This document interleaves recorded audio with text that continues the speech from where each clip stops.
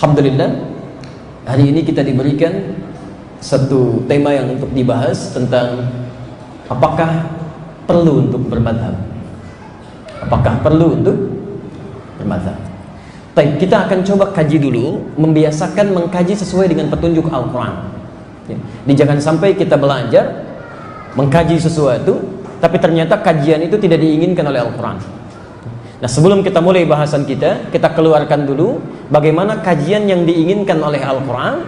Dari manhaj inilah kemudian baru kita terapkan pada tema yang kita bahas di kesempatan malam ini. Quran surah ke-9 At-Taubah ayat 122. Kita belum tersambung ya. Baik. 1 Quran surah 9 ayat 122. Posisi paling kiri sebelah bawah di pojok. Baik, perhatikan, fokus sebentar ya. Nanti kalau Anda belajar dengan siapapun, dengan ustadz manapun, termasuk nanti dalam ta'lim manapun, sifat ini yang terbaik menurut Al-Quran. Perhatikan kalimatnya. Wa ma kana al-mu'minuna liyanfiru kaffah. Dan tidaklah orang-orang beriman itu sibuk berjuang semuanya. Kalau zaman Nabi, berjuang yang dimaksudkan jihad fisik. Saat jihad fisik itu tidak ada, maka semua perjuangan yang dilakukan karena Allah. Antum yang mencari nafkah karena Allah, ibu yang merawat anaknya di rumah tangga karena Allah, itu termasuk bagian dari jihad kehidupannya. Tapi perhatikan, di antara semua orang yang sibuk ini kata Quran, فَلَوْلَا نَفَرَ مِنْ كُلِّ فِرْقَةٍ مِنْهُمْ طَائِفَةٍ لِيَتَّفَقَّهُوا فِي الدِّينِ. Perhatikan kalimatnya, لِيَتَّفَقَّهُوا فِي الدِّينِ. Hendaklah ada di antara sekian orang beriman yang sibuk itu, kata Quran, orang-orang yang meluangkan waktunya untuk belajar memahami tuntunan agamanya. Ya. Allah ingin menyampaikan dalam kalimat di ayat ini, hei, sesibuk apa sih Anda? Ya. Sekeras apa pekerjaan Anda? Sesibuk apa pekerjaan yang Anda kerjakan? Masa tidak ada waktu dalam sepekan 168 jam untuk belajar? Di balik kesibukan yang Anda pernah kerjakan itu, coba luangkan waktu untuk belajar memahami tuntunan agama. Yang paling menarik, kalimat belajarnya di ayat ini diungkapkan dengan kata tafaqquh, dari kata fikih. Fokus. Diungkapkan dengan kata tafaqquh dari kata fikih yang berarti paham, mengerti. Ya, tolong garis bawah ya. Quran menginginkan kita saat belajar agama, dengan siapapun Anda mengaji, maka semua pelajaran yang kita pelajari, kata Al-Quran, pastikan kita paham apa yang kita kaji itu. Pastikan kita mengerti apa yang kita pelajari itu. Sehingga sebelum kita mengamalkan materi-materi yang akan kita tuangkan dalam bentuk ibadah, kita sudah paham dan mengerti apa yang akan kita lakukan. Saya beri contoh ya, mohon izin sebentar ini. Ada sindiran halus dalam Al-Quran. Ada sindiran halus tapi tajam isinya. Bahkan orang yang sholat pun pada umumnya tidak paham, tidak mengerti apa yang dibaca dan dilakukan dalam sholatnya. Silahkan antum cek sampai terakhir barusan sholat. Dari sekian ribu rakaat ya, ruku dan sujud yang Anda kerjakan, berapa persen bacaan sholat yang Anda pahami? Jangan-jangan ruku nggak ngerti yang dibaca, sujud nggak paham yang diungkapkan. Bagaimana sholat kita bisa khusyuk kalau kita tidak memahami apa yang kita lakukan?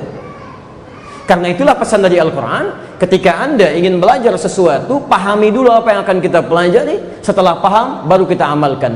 Pemahaman itu akan menunjukkan pada pelajaran yang baik dan ibadah yang baik. Anda salah belajar, bisa keliru dalam ibadahnya. Jelas di sini? Baik. Saya turunkan hadisnya sebentar, baru kemudian kita bahas materinya. Al-Bukhari, nomor hadis 71. Kitabul Ilmi, posisi paling kiri sebelah atas dari Abu Hurairah.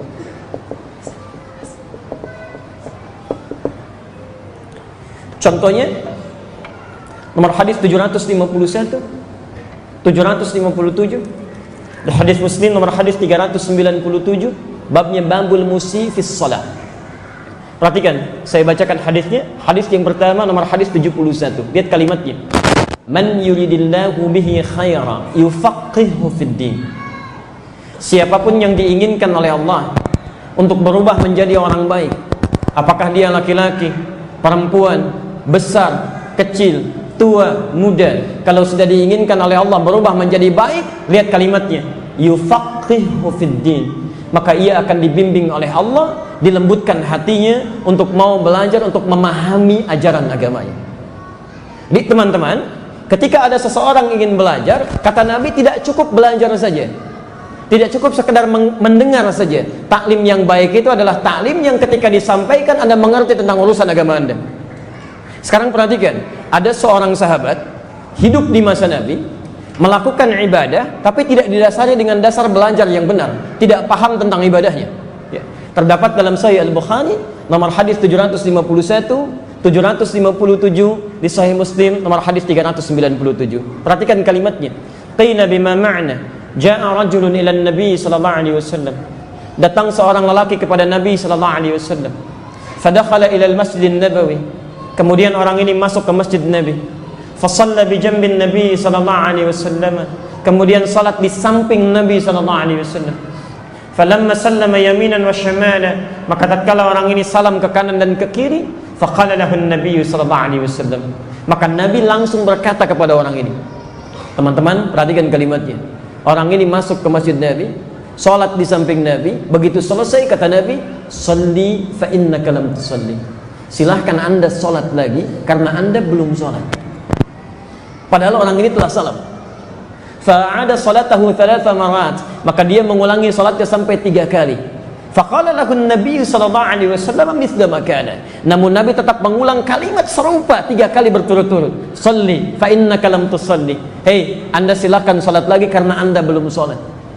Faqala, maka orang ini berkata, ya Rasulullah, ma uhsinu ghairah. Ya Rasulullah, ya Rasulullah, ma uhsinu ghairah. Saya tidak bisa lebih baik lagi daripada ini. Alimni, tolong ajarkan saya. Orang ini salat dari mulai takbir sampai dengan salam karena cara belajarnya tidak baik, tidak mengerti apa yang dia lakukan. Kata Nabi, kamu belum salat, ulangi salatnya. Dan dia berkata, ya Rasulullah, saya nggak bisa lebih baik lagi, tolong ajarkan saya. Perhatikan, maka kata Nabi, qala Rasulullah sallallahu alaihi wasallam, idza qumta ila shalah, kalau salat kamu ingin sempurna baik, asbighul wudu, sempurnakan wudunya, begini caranya. Thumma istaqbilil qiblah, lalu menghadap ke arah kiblat, begini caranya. Kemudian mulai bertakbir sampai dengan salamnya. Saat selesai menuntaskan kalimatnya itu dan mengajarkannya, beliau kemudian berkata, tercantum di Al-Bukhari nomor hadis 651. Perhatikan kalimatnya. Sallu kama ra'aitumuni usalli. Salatlah kalian persis seperti melihat saya salat ini.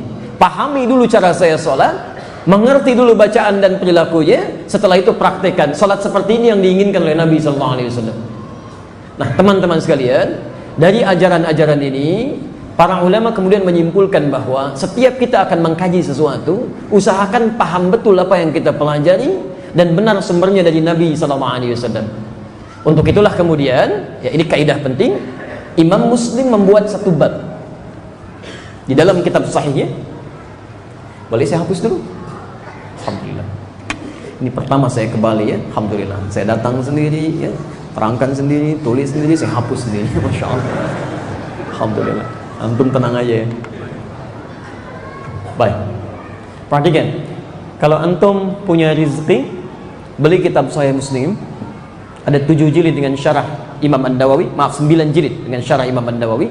Cari jilid pertama, halaman 119, bab yang keempat, hadis nomor 6, posisi paling kiri sebelah atas. Kalau ada cetakan tahun 2002 terbitan Darul Hadis, warnanya biru dongker ya.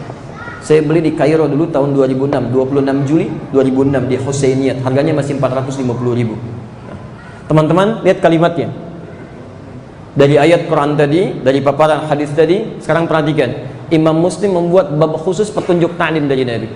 Kata beliau, babul isnadi minad din.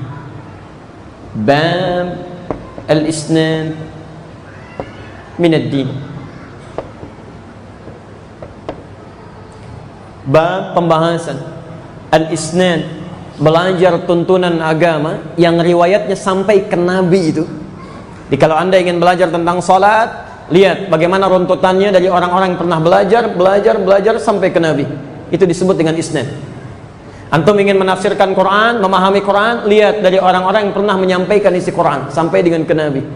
Antum belajar misalnya ingin materi tentang manhaj, madhab, lihat dari orang-orang yang pernah belajar sampai ke Nabi sallallahu alaihi wasallam. Minad dini maka ini termasuk yang paling penting bagian dari agama kita. Kata Imam Muslim, kalau anda salah belajarnya, maka akan berdampak salah pada pemahaman agamanya. Antum salah belajar tentang sholat, bisa salah sholatnya. Salah belajar tentang bacaan Quran, bisa keliru baca Qurannya. Karena itulah kemudian setiap materi kita yang akan kita bahas, mulai dari ta'lim di malam ini sampai dengan hari Ahad insyaallah nanti, kita akan coba setiap pembahas materi-materi, kita coba pahami tentang judul yang kita buat. Yang kedua, kita akan lacak sumbernya sampai ke Nabi SAW. Jika ada dalil dalam Al-Quran, dalil dalam hadis, kita akan tampilkan itu dulu, baru kemudian kita jelaskan menurut pendapat para ulama. Sepakat sampai sini? Baik, alhamdulillah. Jelas insyaallah? Belum kita mulai materinya ya. Baru kita terangkan. Kalau sudah jelas kita tutup, kita pulang ya. Baik. Sekarang kita mulai materi kita. Sudah ada tampilan insyaallah. Kalau bisa diperbesar lebih baik. Baik, yang kita bahas sekarang, haruskah aku bermadhab? Pertama, apa itu madhab? Itu dulu poinnya. Jangan-jangan dibahas banyak istilah tapi nggak ngerti istilah yang dimaksudkan. Sekarang ramai orang membicarakan istilah-istilah bahkan dalam agama, tapi istilahnya sendiri nggak paham gitu.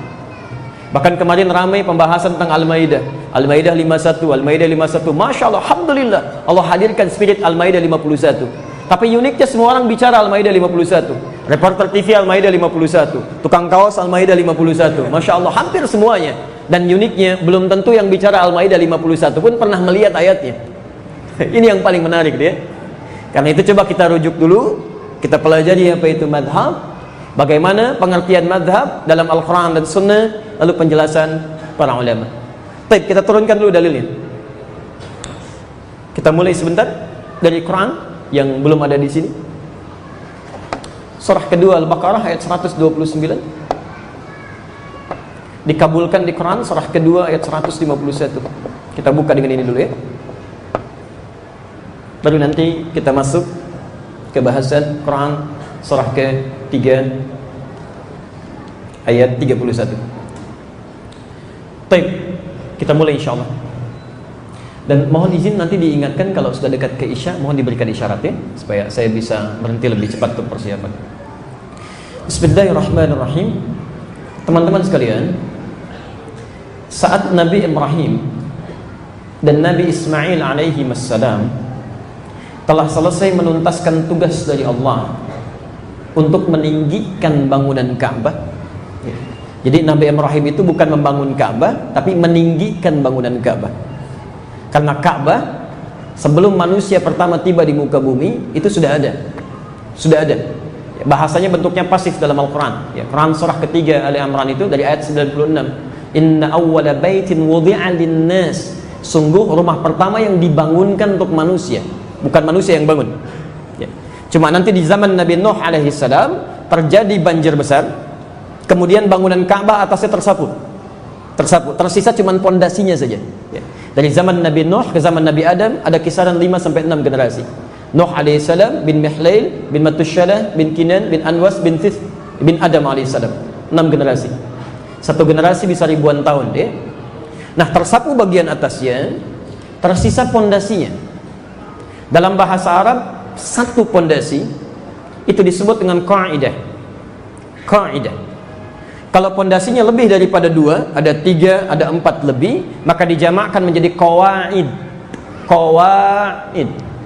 Di zaman Nabi Ibrahim alaihi salam dan Nabi Ismail alaihi salam, pondasi Ka'bah ini yang ada 4 bagian diperintahkan oleh Allah Subhanahu wa taala untuk ditinggikan kembali.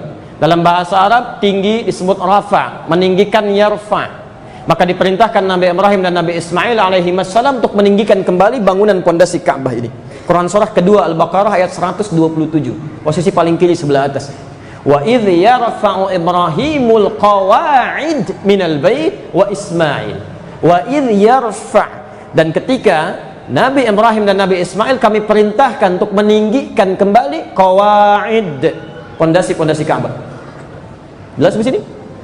Zaman Nabi Ibrahim ke zaman Nabi Nuh itu ada kisaran 6-7 generasi. Ibrahim alaihissalam bin Azar atau bin Nahur bin Abir bin Kinan bin Arfakhshad bin Sam bin Nuh alaihissalam, sampai 7 generasi. Nah, kesimpulannya, poinnya, ketika beliau selesai meninggikan bangunan Ka'bah ini, sudah baik kembali, kemudian berdoalah beliau di sisi Ka'bah bersama putranya Ismail alaihissalam. Baik, apa doanya di antaranya? Quran surah kedua ayat 129. Ini poin yang mengantarkan nanti sampai ke kalimat madhab. Perhatikan kalimatnya. Rabbana wab'ath fihim rasulan minhum yatlu alaihim ayatika wa yu'allimuhumul kitaba wal hikmah wa yu'allimuhum ma lam wa yu'allimuhumul kitaba wal hikmah wa yuzakkihim innaka antal azizul hakim. Perhatikan kalimatnya. Rabbana, ya Allah, ya Rabb, wab'ath fihim, mohon nanti utus seorang rasul. Rabbana wab'ath fihim rasulan minhum, mohon utus nanti seorang rasul yang lahir di sekitaran Ka'bah, dari penduduk sekitaran Ka'bah. Saya mau tanya sebentar, mohon izin, siapa rasul yang dilahirkan di sekitaran Ka'bah? Tayyib. Tidak ada kecuali Nabi Muhammad SAW. Nabi Ismail bukan lahir di Ka'bah. Nabi Ismail lahirnya di Palestina, di Kanaan, kemudian dibawa ke dekat Ka'bah di Mekah, di Quran surah ke-14 ayat 37. Ya. Tayyib. Yang lahir di sekitaran Ka'bah cuma Nabi Muhammad SAW. Nanti saya tunjukkan posisi tempat beliau dilahirkan. Ya. Nah, teman-teman, jadi Nabi Ibrahim, Nabi Ismail, ketika beliau sudah meninggikan bangunan Ka'bah, itu sudah memohon kepada Allah supaya nanti diutus seorang rasul yang lahir di sekitaran Ka'bah. Bayangkan kemuliaan Nabi Muhammad SAW. Saking pentingnya risalah Rasul yang terakhir ini, 30 generasi sebelum dilahirkan sudah didoakan supaya hadir di muka bumi ini. Hanya Nabi Muhammad SAW yang bahkan sebelum kelahirannya sudah disebutkan oleh nabi-nabi sebelumnya dan dimohonkan kepada Allah agar dilahirkan membawa risalah. Nabi Muhammad sampai ke Nabi Ibrahim itu 30 generasi. Muhammad bin Abdullah bin Abdul Muttalib bin Hashim bin Abdul Manaf bin Qusay bin Murrah bin Kilab bin Ka'ab bin Ghalib bin Fihr bin Malik bin Nadar bin Kinana bin Khuzaimah bin Mudrika bin Ilyas alaihi salam bin Nizar bin Mudar bin Ma'ad bin Adnan bin Addi bin Adri bin Muqawwam bin Nahur bin Tarih bin Ya'rub bin Yasjub bin Nabit bin Ismail alaihi salam bin Ibrahim alaihi salam. 30 generasi dari Muhammad SAW sampai ke Nabi Ibrahim. Belum lahir nabinya, beliau sudah berdoa. Apa tugasnya? Langsung dirincikan kepada Allah. Satu, ini poin nanti yang ada kaitannya dengan mazhab. Ya Allah, mohon tidak hanya diutus tapi berikan tugas kepada Rasul ini, yatslu alaihim ayatika. Satu, menyampaikan wahyu, ayat-ayatmu. Ayat. Dua, wa yu'allimuhumul kitab, mengajarkan isi Al-Quran, isi wahyu. Jadi tugas Nabi tidak hanya menyampaikan wahyu. Ada perintah misal salat, wa aqimus salah, Al-Baqarah 43. Tidak cukup sampai sini, tapi Nabi ditugaskan bagaimana mengajarkan isi salat itu. Dua, mengajarkan isi wahyu. Ketiga, wal hikmah, mengajarkan esensinya, hikmahnya. Kenapa takbir mengangkat seperti ini? Kenapa sejajar dengan bahu? Kenapa sejajar dengan daun telinga? Kenapa yang kanan menutup punggung yang kiri? Kenapa ada dua cara? Kemudian ada yang digenggam, ada yang cukup begini saja. Dan semua ada keterangannya dari Nabi. Ingat betul ini ya. Semua bacaan solat dan gerakan solat yang kita contohkan itu, ya dapat dari Nabi SAW, ternyata bukan gerakan dan bacaan biasa. Semua ada maknanya. Dan diajarkan oleh Nabi SAW. Dan yang keempat, hikmah, wa yuzakkihim. Saya ulang, wa yuzakkihim, dan membimbing umatnya supaya bisa memperbaiki kondisi jiwanya, menyucikan hati umatnya. Saat kemudian 30 generasi setelahnya berdoa memohon 4 hal ini, ya, secara singkat dikabulkanlah oleh Allah Subhanahu wa taala. Dijawab di Quran surah kedua ayat 151, posisi paling kanan sebelah bawah. Perhatikan kalimatnya. Bismillah. Kama arsalna fikum, sebagaimana kami telah jawab, kami utus seorang rasul di kalangan kalian. Yatlu alaikum ayatina, membawa tugas menyampaikan ayat-ayat kami. Wa yuzakkikum, membimbing kalian supaya menyucikan jiwa kalian. Wa yu'allimukumul kitaba, mengajarkan kandungan kitab Al-Quran. Wal hikmah, dan esensinya. Bahkan wa yu'allimukum ma lam takunu ta'lamun, diberikan bonus yang kelima, mengajarkan apa yang belum kalian ketahui. Teman-teman sekalian, saat Nabi Muhammad SAW diutus turun ayat ini menyampaikan risalah kerasulan beliau, maka turunlah kemudian perintah dari Al-Quran sesuai dengan misi-misi ini. Yang empat inilah kemudian diistilahkan oleh Al-Quran dengan istilah terdapat di Quran surah kedua ayat 185. Posisi paling kiri di pertengahan. Saya agak cepat sedikit.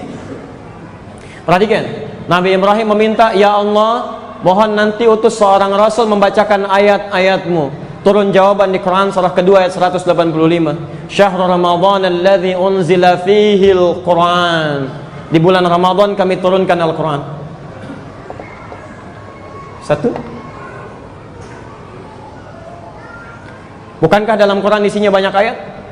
Al-Baqarah ada 286 ayat, Ali Imran 200 ayat, An-Nisa 176 ayat. Isi Quran disebut dengan ayat. Bukan cuma menyampaikan ayat, tapi ayatnya dihimpun dalam bentuk kitab yang luar biasa, Al-Quran.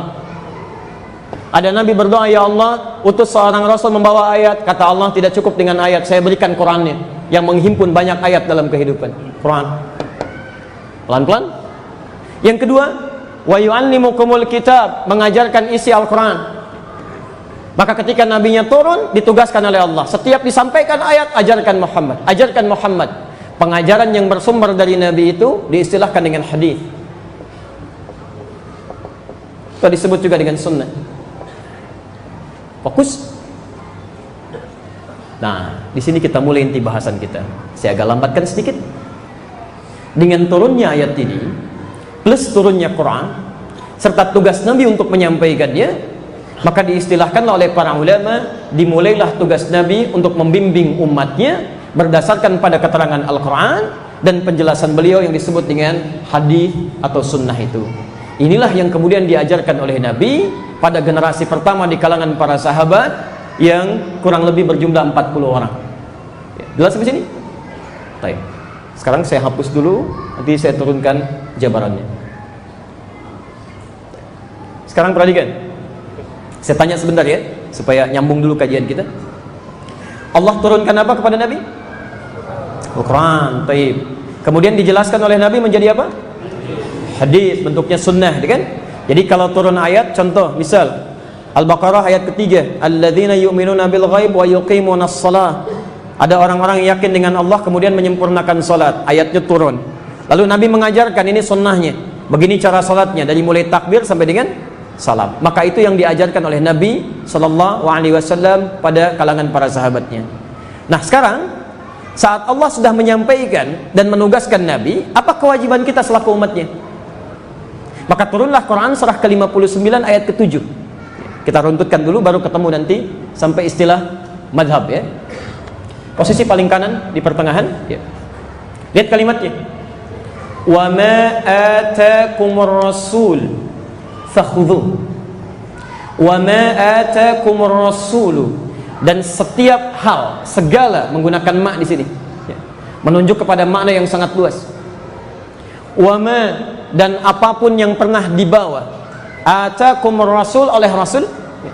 Jadi Nabi misalnya menyampaikan ayat, mengajarkan satu petunjuk apapun itu ya. Bukan cuma, mohon maaf ya, tidak hanya salatnya, bukan cuma bacaan Qurannya. Misal Nabi pernah mengajarkan cara makan, cara duduk yang baik, cara minum yang baik, semua yang datang dari Nabi ya, kata Allah, fakhudhu, cepat ambil. Fakhudhu, cepat ambil. Masya Allah. Seakan-akan kalau kalimat bebasnya, hei manusia, ini setelah saya tunjukkan seorang rasul, saya tetapkan, saya pilih dia untuk membimbing kalian supaya bagus ibadahnya, baik aktivitasnya, mudah kehidupannya. Maka ketika dia membawa apapun dalam kehidupan, cepat kamu ambil. Jelas di sini? Tayyib. Dan yang paling menarik, ada jaminan dari Allah Subhanahu wa taala, siapapun yang bisa mengambil petunjuk Nabi dalam kehidupannya, maka langsung dijamin oleh Al-Qur'an. Setiap hidup yang akan dia jalani, Allah akan pastikan mudah kehidupannya. Lihat kalimatnya. Yuridullahu bikumul yusra wa la yuridu bikumul usra. Dengan Anda mengambil petunjuk dari Nabi ini, mengikuti tuntunan Al-Qur'an, mengikuti tuntunan hadis dan sunnah, kata Allah, tidak lain supaya kami menginginkan hidup kalian mudah. Jadi kalau ada seseorang yang sulit hidupnya, maaf, yang salah bukan Allah. Yang salah orang ini tidak mengikuti Nabi karena tidak belajar dari Quran dan tuntunan kehidupan Nabi sallallahu alaihi wasallam. Jelas di sini? Tayyib. Nah, nanti saya akan coba bacakan cepat setelah Isya, ya, bagaimana semua isi Quran itu dari Al-Fatihah sampai dengan An-Nas ternyata berisi semua aktivitas kehidupan kita. Jadi semua petunjuknya ada di situ. Ya. Dari mulai Anda sebelum lahir sampai dengan meninggal dunia ada semua di situ. Dan indahnya Nabi mengajarkan detail semua petunjuk itu dalam aspek kehidupan beliau. Ya. Nanti kita akan lihat seperti apa dan bagaimana sahabat menyikapi itu. Dan kita akan tunjukkan bagannya seperti apa petunjuk Nabi sampai muncul kata madhab sampai ke zaman kita saat ini. Bismillahirrahmanirrahim. Assalamualaikum warahmatullahi wabarakatuh. Alhamdulillah, wassalatu wassalamu ala rasulillah wa ba'du. Ikhwas sekalian, kita telah menunaikan salat Isya berjamaah. Kita bermohon pada Allah Subhanahu wa taala semoga salat yang telah kita tunaikan diterima oleh Allah Subhanahu wa taala. Baik, kita coba lanjutkan dan kita akan fokus pada materi kita saja untuk malam ini karena waktu kita sangat terbatas. Baik, dari paparan tadi kita dapatkan kesimpulan bahwa pertama, Rasulullah SAW diutus oleh Allah untuk menyampaikan risalah demi membimbing umatnya supaya mudah menjalani aktivitas. Saking pentingnya risalah Nabi ini sampai-sampai 30 generasi sebelum kelahiran dia sudah didoakan oleh dua orang Nabi dan Rasul sekaligus. Nah, tugas Nabi ini yang penting kita pahami. Ketika Allah menugaskan Nabi untuk menyampaikan risalah, tujuan utamanya, ya, Nabi tidak punya kepentingan, Allah tidak punya kepentingan, tapi supaya memudahkan seluruh aktivitas umatnya, hamba-hamba Allah, supaya mudah dalam menjalani aktivitas kehidupan. Karena itulah ketika diturunkan Al-Quran, tujuan Quran diturunkan bukan supaya sekedar dibaca, tapi isinya bisa dipahami, karena semua isi Quran dari Al-Fatihah sampai An-Nas itu ternyata berisi semua petunjuk kehidupan kita. Saya mau bacakan cepat dan Anda tidak perlu tuliskan ya, karena barangkali ini akan terlampau cepat saya bacakan karena keterbatasan waktu kita. Perhatikan misalnya, dari sebelum lahir sampai kita meninggal itu semua petunjuk hidup ada di situ. Sebelum kita dilahirkan, bagaimana dalam kandungan supaya kandungannya nyaman, persalinannya lancar, diharapkan terlahir anak yang saleh. Quran surah 7 ayat 189. Ketika dilahirkan, bagaimana kondisi ASI-nya supaya mengalir lancar sampai usia 2 tahunnya.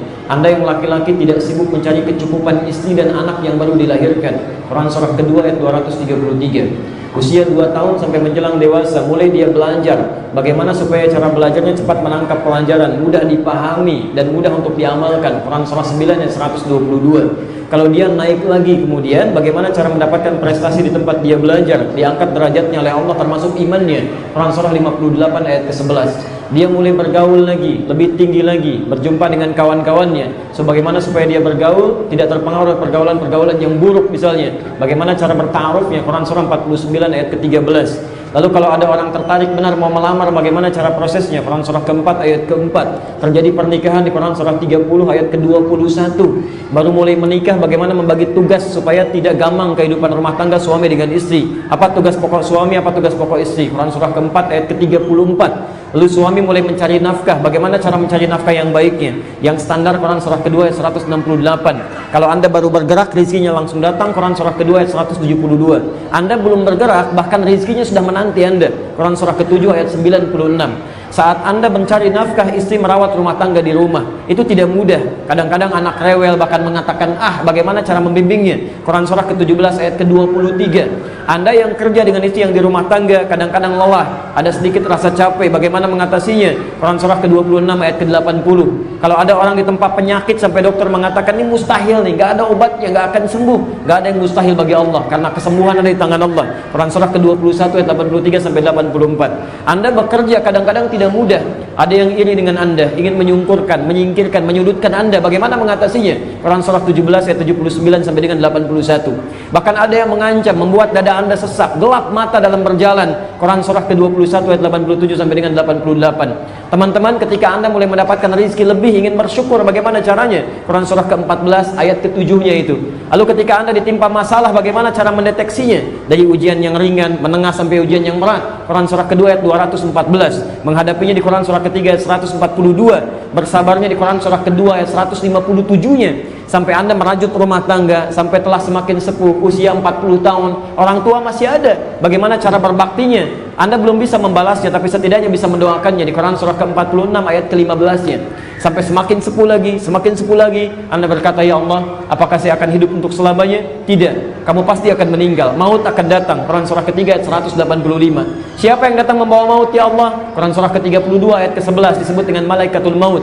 Bagaimana cara meninggalnya, ya Allah? Ada yang enak, tenang, panggilannya indah, ya ayat Tuhan nafsul mutmainnah, irji'i ila rabbika radiyatan mardiyah. Quran surah 89 ayat 27 sampai dengan 30. Tapi kalau kamu ingin sedikit menegangkan sambil dipukulin malaikat, boleh. Quran surah ke-8 ayat ke-50. Ya Allah, saya sudah belajar situasi di alam dunia. Bagaimana situasi malam pertama di alam kubur? Saya ingin kenal sebelum saya masuk ke dalamnya. Ada yang enak, silahkan perbanyak amal soleh. Hasilnya Quran surah ketiga ayat 169 sampai 171.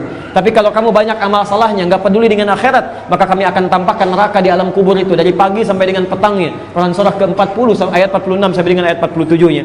Ya Allah, bagaimana suasana hisab? Gak usah dipikirin, banyak aja beramal soleh. Nanti kamu akan masuk surga. Bahkan di hisabnya kamu bisa melihat Allah tanpa sekat sama sekali. Quran surah 75 ayat 22 sampai 23. Masuk surga bisa langsung, masuk surga tanpa hisab bahkan. Quran surah kedua ayat 25. Tapi kalau amal salah kamu banyak, tidak banyak mendengar kebaikan-kebaikan, berpeluang kamu masuk neraka tanpa hisab. Quran surah ke-18 ayat 100 sampai dengan 101-nya. Ya Allah, kalau saya mau masuk surga, surganya seperti apa gambarannya? Surga itu indah, tingkatannya banyak. Ada yang surga dengan Nabi, setempat dengan Nabi, ikuti amalan Nabi, ikuti sunnahnya. Quran surah ketiga ayat 31. Ikuti seluruhnya, jangan dipisah-pisah. Quran surah 59 ayat ke-7. Mulai dari yang paling kamu mampu. Quran surah 33 ayat 21. Surga tingkat kedua di taman surga, diberikan segalanya oleh Allah Subhanahu wa taala, keindahannya tak terlukiskan. Quran surah 51 ayat 15 sampai dengan ayat 23. Ada surga seluas langit dan bumi, Masya Allah, terbentang luas. Quran surah ketiga ayat 133. Amalannya di ayat 134-nya. Bahkan kalau Anda mendapatkan surga tertinggi Firdaus, ada di Quran surah ke-23 ayat 1 sampai dengan ayat 9 ayat 11-nya. Semuanya ada. Ada semua. Dari mulai sebelum dilahirkan sampai kita kembali kepada Allah Subhanahu wa taala. Apa tujuan semua ini? Disimpulkan kemudian ketika Quran diturunkan, hudal linnas di ujungnya, yuridullahu bikumul yusra wa la yuridu bikumul usra. Dengan Anda mengambil petunjuk dari Quran ini, Anda yang akan bisnis, keluarkan ayat-ayat tentang bisnis.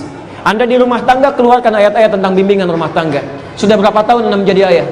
Kenapa Anda tidak mengeluarkan ayat-ayat di Quran tentang menjadi ayah Qurani, istri Qurani, ibu Qurani? Anda keluarkan, itu yang diinginkan. Ketika Anda terapkan itu, kata Quran, hidupmu akan saya jamin, kata Allah, mudah semudah-mudahnya. Dan Allah tidak menghendaki umat manusia susah. Jadi kalau ada orang hidupnya susah, yang salah bukan Allah, yang salah manusianya karena tidak mengambil petunjuk dari Al-Quran. Nah, petunjuk Quran ini tidak mutlak begitu dibaca kita bisa paham, mesti lewat orang yang bisa memahamkan kita, karena kita tidak bisa melihat Allah secara langsung. Karena itulah ditunjuk Rasul untuk menyampaikan isi Al-Quran ini, dijabarkan lewat petunjuk sunnah. Karena itulah ketika Rasulullah SAW diutus oleh Allah, maka dimintakan beliau untuk mengajarkan tuntunan Al-Quran dan prakteknya yang disebut dengan sunnah. Maka teman-teman bisa kita fokus, diajarkanlah oleh beliau Al-Quran dan sunnah ini, petunjuk hidup ya. Pada kalangan pertama dari kalangan para sahabat ya, yang hidup di masa beliau, melihat Nabi dan beriman sampai dengan mereka wafat. Itu yang disebut dengan sahabat ya. Pertama, belajar dengan Nabi ada 40 orang ya. Di salah satu rumah seorang sahabat namanya Arqam bin Abi Arqam, usianya masih 17 tahun, masuk Islam yang ke-17, kemudian mewakafkan rumahnya di dekat Bukit Safa untuk dijadikan taklim pertama Nabi SAW. Dan Masya Allah ya, itu tidak mudah datang ke tempat taklim Nabi, taruhannya kematian. Kalau diketahui ada seseorang datang mengobrol dengan Muhammad SAW, mengambil ajarannya bahkan masuk Islam, itu resikonya bukan cuma interogasi tapi eksekusi. Mohon izin, pernah ada satu keluarga, Amr bin Yasir, masuk Islam, ketahuan, itu Allahu Akbar, ketahuan ikut ta'limnya Nabi, dibawa tiga-tiganya, diikat di tempat terbuka, lalu kemudian mulai bapaknya dilepaskan ikatannya, diganti dengan ikatan ke arah kuda, tangan satu diikat ke kuda satu, tangan kiri diikat ke kuda yang lain, dua kaki diikat ke dua kuda yang berbeda, lalu disodorkan pedang ya di kepala beliau, dikatakan irtad, irtad, murtad kamu, kembali lagi. Maka dijawab oleh ayahnya Ammar, ahad, ahad, Allah yang ahad, ahad, tidak akan pernah saya murtad. Maka ditepuk punggung kuda itu keempat-empatnya dengan kencang, berlarilah ke empat arah berbeda, putus dua tangan dan kakinya dengan mengucapkan kalimat ahad, ahad, ahad. Syahid. Ibunya Ammar melihat istrinya dalam keadaan sedang mengandung, dipaksa untuk melihat supaya jadi shock terapi di situ. Dilepaskan ikatannya, diikat kembali seperti tadi, sekarang dihuluskan pedang ke perutnya. Irtad dianti, murtad kamu. Kata beliau, ahad, ahad, ahad. Maaf, ditusuk kemudian perutnya, dikeluarkan janinnya sampai wafat sedemikian rupa. Dan Ammar dibiarkan melihat peristiwa itu dan tidak dieksekusi. Mereka mengira dengan melihat itu dia akan jadi gila dan jadi pelajaran pada orang-orang yang akan mengikuti Muhammad SAW.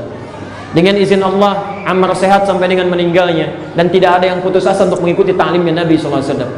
Di masa Nabi, sahabat mulia ini mau taklim saja, tempatnya luar biasa sempitnya, jalannya terancam, tertangkap diinterogasi, bisa dieksekusi, masih semangat mengikuti ta'lim Nabi SAW. Sahabat Nabi, dekat dengan Nabi, ke surganya semakin lebih dekat, melihat Nabi, masih mau belajar dengan Nabi walaupun keadaannya sangat terbatas luar biasa.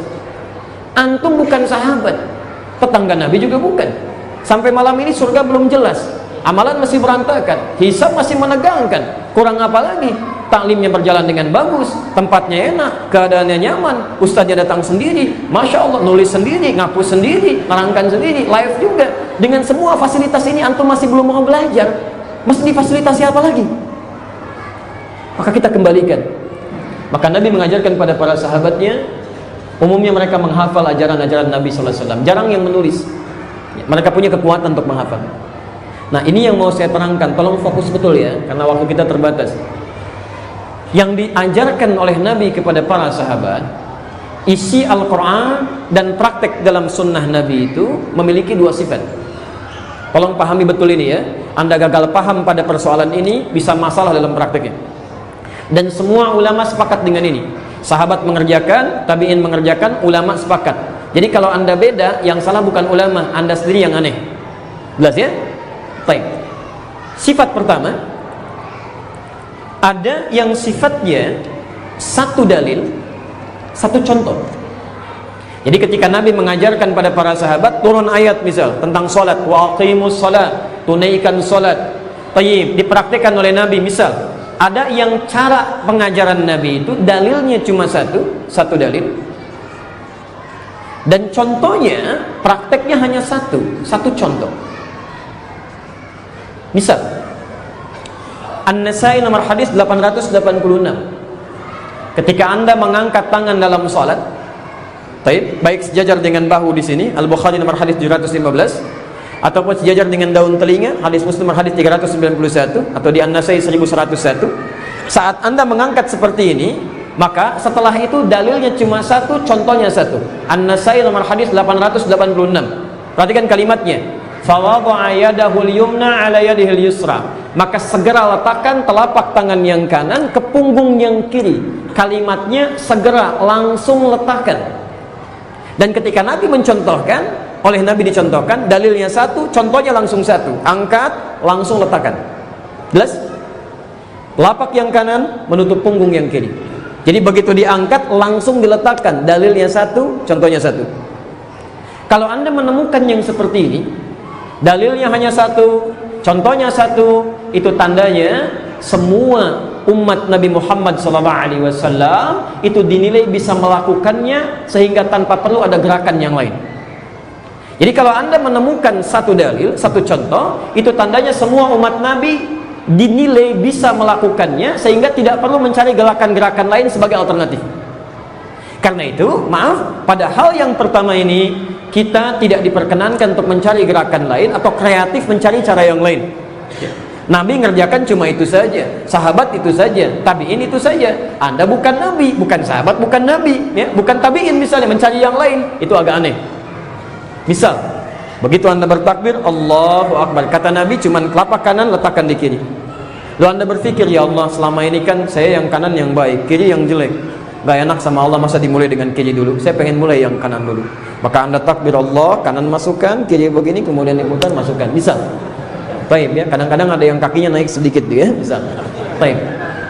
Saya tidak dalam posisi menyalahkan, karena agama berdasarkan dalil ya. Tapi keterangan nabinya ternyata Nabi tidak mengatakan itu, tidak memberikan dalil dan tidak mencontohkan, karena contohnya jelas. Kami punya koleksi hadis di rumah, ada 1235 kitab hadis. Saya coba cari itu untuk mencari dalil dari yang paling sahih sampai yang paling palsu, yang mutar gini. Jangankan di hadis sahih, di hadis palsu aja nggak ketemu, Pak. Jadi pemalsu hadis pun tidak tertarik memasukkan hadis ini karena saking jelasnya dari Nabi. Jadi kalau antum sudah menemukan satu dalil, satu contoh, maka kita tidak perlu kreatif lagi untuk mencari yang lain. Jelas? Baik, takbir misalnya, begitu diucapkan fayaqulu Allahu Akbar, kalimatnya cuma Allahu Akbar, gak ada yang lain. Jelas sampai sini? Jadi tidak perlu Anda mengatakan misalnya Allahul Azim, Allahur Rahman, kan? Allahul Quddus, tidak. Satu kalimat, satu contoh, satu dalil. Jelas? Baik. Alhamdulillah. Ingat, saya tidak menginginkan siapapun keluar dari masjid ini kecuali paham yang kita bahas. Jadi sebelum paham, pahami dulu, baru kita berpisah. Sepakat? Baik. Jadi kalaupun waktunya sudah habis, Anda belum paham, tinggal di sini. Saya pulang nggak apa-apa, deh. Anda paham. Baik. Satu. Dua, ini yang kita mesti garis bawahi. Ada yang dalilnya cukup beragam, lebih daripada satu dalil, lebih dari satu dalil, dan contohnya beragam, bukan hanya satu. Di dalilnya bukan hanya satu, contohnya pun beragam. Masya Allah. Ada yang sifatnya bacaan, ada yang sifatnya gerakan. Kalau antum menemukan ajaran dari Rasulullah SAW, petunjuk langsung dari Nabi, Nabi tidak hanya mengajarkan satu cara dan dalilnya banyak. Itu artinya bukan ingin membuat antum berbeda dalam prakteknya, tapi memberi kesempatan kepada setiap umat untuk menunaikan sesuai dengan kemudahannya, karena tidak semua umat bisa mengerjakan dengan cara yang sama. Jadi kalau Anda menemukan dalil yang cukup banyak, contohnya beragam, itu tandanya umat Nabi Muhammad dinilai tidak bisa menunaikan dengan satu cara yang sama, diberikan alternatif supaya mudah dalam menunaikannya. Jelas di sini? Contoh, kita mulai dengan yang bacaan. Hadis tentang Bismillah dalam Al-Fatihah itu ada 70 hadis, bukan cuma satu. Dari 70 hadis ini, ketika dilihat praktek Nabi SAW dalam mengucapkan Bismillah dalam Al-Fatihah di salat, itu terbagi pada 4 bagian. Baik. Ada yang kadang disirkan Bismillahirrahmanirrahim, ada yang dijaharkan Bismillahirrahmanirrahim, ada yang tidak dibaca sama sekali Alhamdulillahirabbil alamin. Baik. Ada yang bahkan dibaca rakaat pertama, selanjutnya tidak.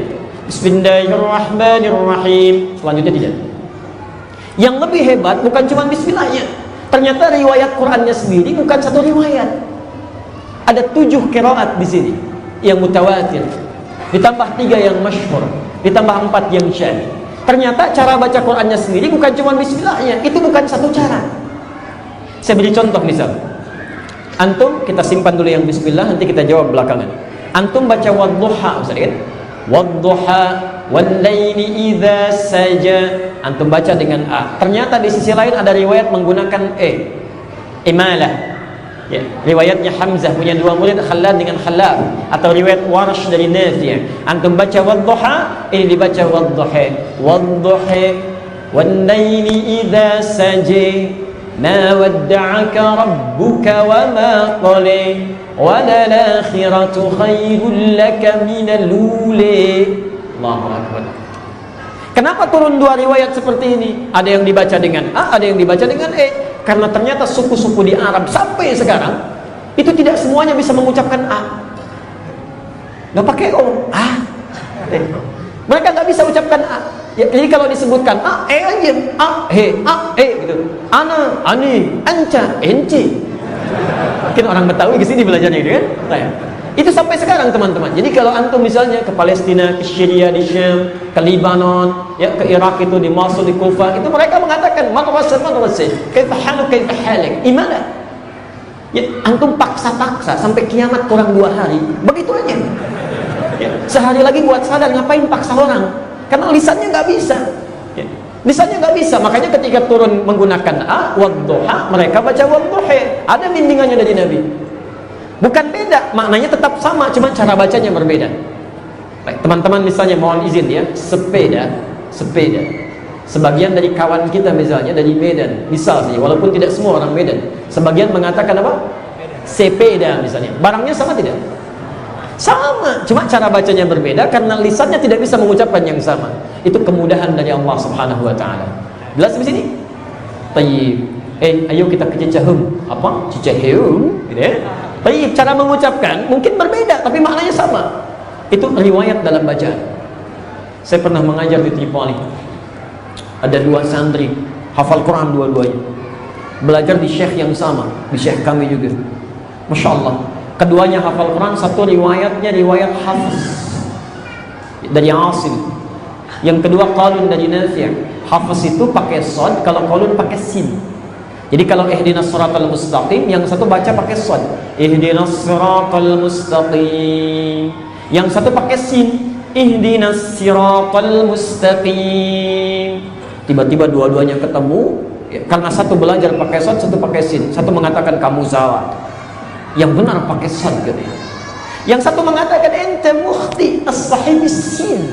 Kamu yang salah, yang benar pakai sin. Padahal dua-duanya mengaji di guru yang sama. Akhirnya apa yang terjadi? Diputuskan oleh mereka berdua, kita tanyakan pada syekh kita saja. Nastafti bi syekhina. Ketika datang pada syekhnya, Masya Allah, bijaknya luar biasa. Kata syekhnya, ya bunayya iqra. Nak, kamu baca. Dibaca oleh yang satu, ihdinas siratal mustaqim, pakai shad. Wa anta iqra, kamu baca. Ihdinas siratal mustaqim, pakai sin. Kata syekhnya, kilakuma mukhtian, kalian berdua salah, yang benar pakai zai. Ihdinas siratal mustaqim. Karena ternyata riwayatnya tidak hanya menggunakan sin, bukan cuma pakai shad tapi pakai zai. Riwayat yang ketiga dari Qutbul. Nah, karena di suku Arab ada orang nggak bisa baca shad, nggak bisa baca sin, bisanya dengan zai sampai sekarang. Jadi itu yang menggunakan bacaan. Tayyib, misal gerakan. Tadi bacaan, sekarang gerakan. Antum i'tidal, sami'allahu liman hamidah. Tayyib, sekarang mau sujud. Begitu akan sujud, ternyata ditemukan keterangan dari Nabi, caranya bukan cuma satu, bahkan dalilnya bukan satu. Nabi pernah mencontohkan menggunakan lutut duluan. Ditemukan di Abu Dawud, nomor hadis 838 dari sahabat Wa'il bin Hujur, posisi paling kanan sebelah bawah. Abu Dawud, nomor hadis 838. Idza sajadta fala tasjud kama yabrukul ibil. Kalau ente mau sujud, jangan sujud seperti duduknya unta. Falyadha rukbatayhi qabla yadayhi. Letakkan lututnya sebelum meletakkan kedua telapak tangannya. Lutut dulu baru telapak tangan. Baik, sementara sahabat Abu Hurairah, Abdurrahman bin Sakhar, ketika melihat Nabi salat di akhir-akhir masa kehidupan beliau, ternyata beliau ketika akan sujud meletakkan telapak tangan duluan. Karena itu di kitab yang sama, ini di kitab yang sama, Abu Daud, nomor hadis 840 sampai 841. Bedanya cuma 2 nomor, posisi paling kiri sebelah atas. Baik. Hadis 840 sampai 841. Beliau meriwayatkan dengan kedua telapak tangannya. Idza sajadta fala tasjud kama yabrukul ba'ir. Kalau kamu mau sujud, jangan sujud seperti duduknya unta tunggangan yang punya beban. Falyadha yadayhi qabla rukbatayhi. Maka letakkan telapak tangan duluan sebelum lututnya. Begitu turun telapak tangannya. Begitu ulama melihat hadis ini, ternyata bukan hadisnya bertentangan, tapi ketika dikumpulkan, nama metodenya al-jam'u wat taufiq. Kalau Anda melihat satu ibadah lebih daripada satu hadis, jangan cepat ambil kesimpulan. Kumpulkan semua hadisnya, ambil kesimpulan hukumnya dari situ. Ketika dikumpulkan oleh para ulama, Masya Allah, ternyata ini kemudahan bagi yang ingin sujud. Karena setiap orang sujud hanya akan menggunakan satu di antara 2 tadi. Silakan antum cek. Kalau nggak pakai telapak tangan, pasti pakai lutut, nggak ada yang lain. Kalau orang cuma meyakini menggunakan lutut saja, lalu kalau lututnya bermasalah, dia mau pakai apa? Kalau orang mengatakan yang benar cuma telapak tangan saja, lalu ketika telapak tangan Anda bermasalah, Anda mau sujud pakai apa? Jadi pakai lutut benar, pakai telapak tangan benar. Yang salah pakai kepala duluan. Makanya Ibnu Qayyim al-Jauziyah ketika menulis sifat salat Nabi, beliau mempopulerkan menggunakan lutut. Belakangan Syekh Muhammad Nasiruddin Al-Albani ketika menulis sifat salat Nabi, ya, kemudian beliau mempopulerkan dengan telapak tangan. Jadi kalau ulama sudah menggunakan satu amalan, biasanya umatnya ikut. Kalau semua pakai lutut, orang belum tahu pakai telapak tangan, mau pakai apa? Jelas ya? Karena itulah kemudian dua-duanya dipopulerkan untuk memberikan kemudahan. Jadi prinsipnya, kalau Anda menemukan lebih daripada satu dalil dan satu contoh, itu bukan untuk bermasalah di sini, tapi memberikan kemudahan dalam prakteknya. Jelas ini? Awas, ini tidak mudah ya. Ini tidak mudah. Di Bekasi pernah terjadi perseteruan suami istri tidak tegur sapa semalaman gara-gara persoalan lutut dan telapak tangan. Suami pulang dari kantor, Masya Allah terlambat karena macet. Nyampe rumah sholat isya, begitu turun sujud, kelihatan oleh istrinya yang sudah sholat, turun dengan lutut duluan. Ditunggu oleh istrinya sampai selesai. Begitu selesai, langsung dikatakan tanpa muqaddimah satu, Masya Allah, Mas, salah sholatnya, nggak sesuai sunnah. Masya Allah, salah sholatnya papa, nggak sesuai sunnah. Suami kaget. Baik, karena nggak ada pembukaan apa-apa, tiba-tiba langsung salah gitu kan. Baik, apa yang terjadi kata suaminya? Maka naiklah kemudian harkat suaminya. Mama yang nggak baca hadis. Kata istrinya, papa salah, harusnya pakai telapak tangan dulu, bukan lutut dulu. Kata suaminya, mama yang nggak baca hadisnya. Padahal dua-duanya nggak baca. Besoknya suaminya ketemu kami, suami istri, dua-duanya nggak baca. Istrinya belajar di guru yang satu, suami belajar di guru yang lain. Kami sampaikan, Allahu Akbar, Pak, Ibu, itu terdapat di kitab yang sama, cuma beda nomor. Oh, nggak pakai. Oh, saya bilang, ambil salah satu. Nah, sekarang kita simpulkan dua ini, baik yang satu dalil satu contoh, ataupun yang banyak dalil dengan beragam contoh, itu kedua polanya disebut dengan manhaj. Manhaj. Baik, nanti belum sampai kita ya. Sebentar. Kedua polanya disebut apa? Manhaj. Mim, nun, ha besar, jim. Baik. Manhaj. Manhaj itu asal katanya jalan yang jelas. Ya, jalan yang jelas. Jadi kalau antum mau ke sini Masjid Muhammad, kan ada jalan dari kanan, jalan dari kiri, dari belakang, macam-macam ya, beragam, tapi jelas menunjukkan ke arah yang sama. Nah, antum kalau mau belajar kemudian tentang ibadah, merujuk kepada Nabi, maka cari jalan yang jelas menuju kepada Nabi SAW. Ada kadang-kadang satu jalan, ada kadang beberapa jalan yang semua menuju kepada Nabi SAW. Disebut dengan manhaj. Jelas di sini? Paham? Baik. Jadi kalau ada orang misalnya sujud menggunakan telapak tangan dulu, menggunakan lutut dulu, itu semua keterangannya sama dari Nabi, manhajnya sama, tidak ada yang berbeda di sini. Semua sumber berasal dari Nabi SAW. Maka manhaj inilah yang diajarkan oleh para sahabat ketika Nabi SAW meninggal dunia. Diajarkan pada para tabi'in, pada generasi setelahnya. Mohon izin sebentar. Kalau ada orang-orang sahabat tabi'in, itu generasi yang dulu atau yang sekarang? Dulu lama, dalam bahasa Arab disebut dengan salaf. Baik, kalau para sahabat itu baik nggak orangnya? Dekat dengan Allah? Baik. Sesuatu yang baik dan dekat dengan Allah disebut dengan salih. Maka muncul istilah di sini salafus salih. Salafus salih, orang-orang dari kalangan yang dulu orangnya saleh-saleh. Sekarang perhatikan, fokus ya.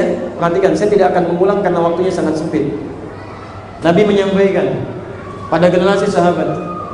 Sahabat kebanyakan menghafal, sedikit di antara mereka yang menulis. Sampaikan pada para tabi'in generasi setelahnya, kebanyakan mereka mulai menulis, mulai menghimpun. Jadi keterangan dari Nabi sampaikan pada para sahabat, mulai ditulis, dihimpun. Orang-orang yang menghimpun ini sampai ke tahun 200 Hijrah, orang-orang saleh, orang-orang dulu yang menghimpun ajaran-ajaran Nabi di kitab mereka, itu yang disebut dengan salafus saleh. Jelas? Ada 4 tokohnya. Saya ulang, ada 4 tokohnya yang mereka ya Allah menghimpun ajaran Nabi dituliskan di kitab beliau dan untuk disampaikan kepada kita. Nanti sampai hari ini kalau kita ingin belajar runtutan sampai ke Nabi, itu pasti akan melewati satu di antara 4 ulama ini. Pasti gak mungkin langsung bersumber dari Nabi. Anda ingin mengatakan misalnya, saya ingin sesuai sunnah Nabi, saya ingin langsung belajar dari Nabi. Kapan Anda ketemu Nabi? Mimpi aja belum tentu ketemu Nabi. Ini pasti jalur Anda akan melewati 4 ulama ini. Sehingga sampai ke sini ini yang disebut dengan Islam. Nah, siapa 4 ulama ini? Saya cepat sedikit. Baik. 1. An-Nu'man bin Bashir yang dikenal dengan Abu Hanifah. Lahir tahun 80 Hijrah, wafat tahun 150 Hijrah. 1. Kedua, ada Imam Malik bin Anas. Imam Malik lahir di Madinah 93 Hijrah, wafat tahun 179 Hijrah. Beliau lahir, berkembang, belajar, jadi mufti sampai meninggal tidak pernah keluar dari Madinah. Sehingga dikenal dengan Imam Darul Hijrah. Imam Darul Hijrah. Imam Asy-Syafi'i lahir di Gaza yang sekarang sedang diembargo itu. Ya, lahir di Gaza tahun 150 Hijrah. Imam Abu Hanifah meninggal, beliau lahir. Para ibu yang ada di atas, bertakwalah pada Allah. Imam Syafi'i itu begitu lahir, beliau berkembang tumbuh, ayahnya meninggal. Tapi keduanya bercita-cita supaya anaknya jadi seseorang yang bermanfaat di masa depan. Muhammad bin Idris Asy-Syafi'i. Maka Masya Allah Pak, dengan segala keterbatasan, ibunya single parent, keadaan terbatas, mendengar pusat ilmu ada di Mekah, itu jalan kaki menggendong anaknya dari Gaza ke Mekah. Digendong, tawaf di sekitaran Ka'bah, disimpan di halaqah para ulama sampai dengan ibundanya wafatnya. Kalau ada orang paling berjasa pada Imam Syafi'i sampai karyanya luar biasa, hasilnya cemerlang banyak pahalanya, itu ibunya. Itu ibunya. Tapi poin saya, ada seorang ibu, keadaan sangat terbatas, fasilitas tidak lengkap, keadaan sangat jauh, perjalanan dari Gaza, masih mau berangkat ke Mekah jalan kaki, yang kalau pakai bis sehari 2 malam. Antum kurang apa lagi? Fasilitas lengkap, suami masih ada, keadaan nyaman, kendaraan ada, di Google juga banyak referensi, ulama banyak dicari, kajian banyak. Dengan semua itu antum belum siap mendidik anak lebih baik daripada itu. Dengan fasilitas apa lagi Anda memerlukan itu? Syafi'i. Dan Imam Ahmad bin Hanbal, murid Imam Syafi'i, lahir tahun 164 Hijrah. Ini yang disebut 4 ulama tadi. Jelas di sini? Maka mereka lah yang kemudian menghimpun karya para ulama sebelumnya. Banyak yang menghimpun selain mereka, tapi mereka yang paling dikenal. Ya, karena tulisannya paling lengkap, metodenya paling bagus, dan lebih banyak menghimpun ajaran dari sebelum-sebelumnya. Tayyib yang dihimpun oleh mereka seluruhnya semua mengacu pada Nabi SAW. Segala yang bersumber dari Nabi tadi disebut dengan apa? Masih ingat? Orang yang belajar dibagi oleh para ulama pada 4 bagian. Ada yang cepat ingat, lambat lupa. Ada yang cepat ingat, cepat lupa. Ada yang lambat ingat, lambat lupa.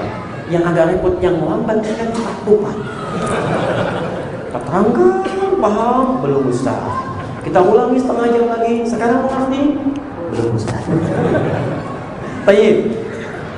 Mereka merangkum semua ajaran dari Nabi. Tadi semua yang bersumber dari Nabi, baik satu contoh ataupun banyak contoh, disebut apa? Manhaj. Manhaj. Orang-orangnya karena ini orang-orang dulu disebut dengan salaf, maka manhaj mereka disebut dengan manhaj salaf. Jelas? Nah, kita saat akan belajar sampai ke Nabi, ini mustahil kita bisa langsung ke Nabi kecuali lewat karya 4 orang ini. Yang diajarkan lagi pada orang setelahnya, orang setelahnya, orang setelahnya. Maka orang-orang yang mengikuti ini, orangnya disebut dengan salafi. Lihat, salaf generasi dulunya. Kalau ada pengikutnya yang ikut-ikut itu gampang rumusnya dalam bahasa Arab. Tambah i di ujungnya. I itu pasti orang. Indonesia, negara Indonesia. Orangnya Indonesia. Amerika, negara Amerika. Orangnya Amerika. Malaysia, negara Malaysia. Orangnya Malaysia. Tunis, negara Tunisia. Orangnya Tunisia. Masya Allah. Jelas sampai sini? Baik. Orang yang punya barang bekas-bekas itu ngarang. Baik, sekarang lihat fokus. Jadi orang yang ikut manhaj ini sampai ke atas itu disebut dengan salafi. Kalau jamaah disebut dengan salafiyun, banyak tambah un di ujungnya. Muslim 1 orang, muslimun banyak orang. Mukmin satu orang, mukminun banyak orang. Tayyib, salafi satu orang, salafiyun banyak orang. Tolong garis bawahi, di sini semua sepakat tidak ada yang beda. Kalau Anda beda, berarti Anda salah sendiri. Ya, di salafi itu pertama itu bukan kelompok, bukan aliran, tapi itu bagian dari manhaj. Ikut pola orang-orang sebelumnya sampai ke Nabi SAW. Disalah kalau ada yang mengatakan saya salafi, kamu bukan. Ini kelompok salafi, itu bukan salafi. Tidak, semua orang Islam itu mesti salafi. Mesti salafi. Kalau ada yang bukan salafi, berarti ada yang salah dalam praktik ibadahnya. Karena salafi itu ikut sampai ke Nabi. Apa antum sholatnya beda dengan Nabi? Antum sujudnya beda dengan Nabi? Semua pelajaran kita dipastikan tersambung dengan Nabi. Karena itu setiap orang yang belajar dengan konsep seperti ini, maka manhaj disebut dengan salaf, orang yang disebut dengan salafi. Jelas ini? Baik. Kawan kita, Masya Allah, ada seorang ustaz, ini punya tetangga 10 orang, tapi nggak mau nyapa. Setiap disapa Assalamualaikum nggak pernah dijawab. Assalamualaikum nggak pernah dijawab. Tayyib, ini nyata cerita sendiri ustaz ya. Tayyib. Assalamualaikum nggak pernah dijawab. Ketika ditanya kenapa, karena kami salafi, antum sururi kan? Kami salafi, antum sururi. Apa itu sururi? Yang paling menarik, anaknya sekolah di tempat yang sama. Anak ustaz ini kelas 1 SD, anak yang lain kelas 3 SD. Itu begitu di jalan, ini dua anak ini berdebat masalah salafi dengan sururi, padahal belum ngerti dua-duanya. Ente salafi katanya, ente sururi, kami salafi. Si anak ustaz ini pulang ke rumahnya mengadu pada ibunya. Ya Uma, tadi di kelas ada yang nanya pada kami. Tadi saya kena disebut kamu itu sururi, saya salafi. Kata anaknya, Uma, apa itu salafi, apa itu sururi? Kata ibunya, sampaikan pada mereka, kamu sururi, mereka tengiri katanya. Jadi jangan sibuk dengan masalah istilah ya, tapi kita pahami. Jangan-jangan sekarang kita sebutkan salafi, ada yang nyebut wahabi, ada yang nyebut macam-macam, tapi istilahnya sendiri nggak paham. Itu yang poin kita harus perbaiki. Jelas di sini? Paham insyaallah? Baik, saya teruskan. Nah, sekarang lihat. Nabi mengajarkan manhaj. Tadi baca bismillah, masih ingat ada berapa hadis? 70. Cara bacanya ada berapa? 4 cara baca bismillah itu 70 hadis disebut dengan manhaj. Jelas? Ada 4 cara. Diajarkan oleh Nabi, hadisnya banyak. 4 ulama ini menghimpun di kitabnya. Ya paham semua.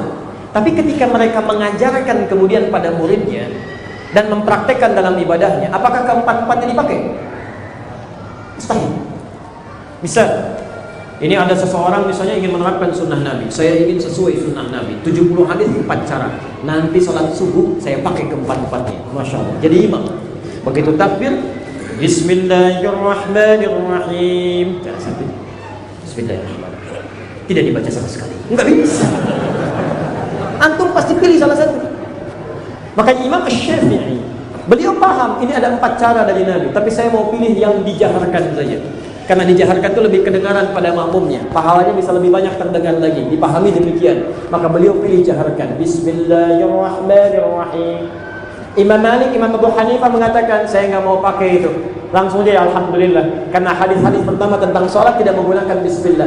Dengan mengikuti Nabi di awal masanya, pahala lebih banyak didapatkan. Demikian pemahamannya. Maka ketika beliau memimpin sholat, beliau pilih dengan tidak membacakan bismillahnya. Bukan nggak tahu hadis bismillah, paham semuanya, cuma memilih salah satunya. Imam Ahmad bin Hanbal mengambil yang tengah-tengah. Ini nggak bisa, ini nggak baca, ini dibaca dijaharkan. Saya pilih yang disirkan aja. Ya, Bismillahirrahmanirrahim. Alhamdulillahirabbil alamin. Baik. Ketika antum memilih salah satu di antara 4 yang ada itu, maka saat Anda akan memilih diungkapkan oleh orang Arab. Ini ada manhaj 4 pilihan. Saya mau condong kepada yang itu saja. Condong pada salah satu, kalimatnya diungkapkan dengan istilah man dhahaba ilaihi. Satu yang saya condong untuk saya ambil, satu yang cenderung saya pilih. Ma dhahaba ilaihi. Dalam kultur orang Arab, kalau ada kalimat yang panjang-panjang itu suka diringkas. Bahkan nanti ada bacaan-bacaan yang suka diistilahkan dengan ringkasan. Bisa Alhamdulillahirabbil alamin, hamdalah istilah ringkasan. Bismillahirrahmanirrahim, basmalah. La haula wala quwwata illa billah, khawqalah. La ilaha illallah, tahlil. Jadi kalau disebutkan istilahnya yang dimaksud bacaan lengkapnya. Ini sudah hampir habis waktu kita. Mari kita akhiri ta'lim kita dengan sama-sama membaca hamdalah. Hamdalah. Bukan. Begitu disebutkan hamdalah, alhamdulillahirabbil alamin. Ma dhahaba ilaihi disingkat menjadi madhab. Madhab. Ketemu sekarang. Jadi ketika Anda mendengar madhab itu bukan kelompok, tapi memilih satu di antara sekian alternatif yang dimudahkan berdasar petunjuk Nabi SAW. Dan di sini Anda dengan istilah madhab Hanafi, ini pilihannya Imam Hanafi. Madhab Maliki, pilihannya Imam Malik. Madhab Syafi'i, pilihannya Imam Ahmad Muhammad bin Idris Syafi'i. Madhab Hambali, pilihannya Imam Ahmad bin Hanbal. Jadi ketika Imam Ahmad memilih Bismillahirrahmanirrahim disebut madhab Hambali, itu maksudnya pilihan Imam Ahmad bin Hanbal, bukan kelompoknya Imam Ahmad, bukan aliran Imam Ahmad. Jelas sampai sini? Tayyib. Jadi dari sini teman-teman sekalian, kalau dikatakan misalnya, oh ini madhab Imam Asy-Syafi'i, itu maksudnya pilihan Imam Asy-Syafi'i dari aneka petunjuk yang datang dari Nabi SAW. Paham? Alhamdulillah. Saya teruskan dulu sebentar. Sampai ketemu judulnya baru kita selesaikan. Kita sampai jam berapa ini? Masih ada waktu? Apa pas sampai jam 11 ya? Jam 10 pulang atau silakan. Baik, sekarang lihat. Saya turunkan muridnya sampai ke masa kita sekarang. Yang penting saja.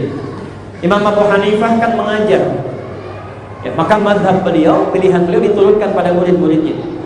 Punya murid namanya Abu Yusuf, seleting dengan Muhammad, ya ada 2 muridnya. Kemudian ada lagi setelahnya Syaibani, kekinian Ad-Dahlawi. Syekh Ad-Dahlawi sekarang di India, daerah India, Asia Selatan ke sana. Ya. Makanya mazhabnya banyak menyebar di Asia Selatan. Di kalau antum ke Asia Selatan, ke India, ke Pakistan, itu pasti akan belajar umumnya pada mazhabnya Imam Abu Hanifah, karena diajarkan di sana. Misal, antum dalam duduk, tahiyatnya misalnya iftirash. Dalam sholat antum tidak membaca bismillah. Dalam subuh antum tidak membaca qunut. Itu mazhabnya Imam Abu Hanifah. Jelas di sini? Baik. Imam Malik misalnya, beliau punya murid itu Wahab. Ada lagi yang terkenal Suhnun. Ada lagi yang terkenal Syekh Ar-Rabiti. Syekh Ar-Rabiti ini saya sempat belajar dengan beliau. Mengalami saya belajar. Itu Masya Allah. Teman-teman sekalian, matanya buta Mas.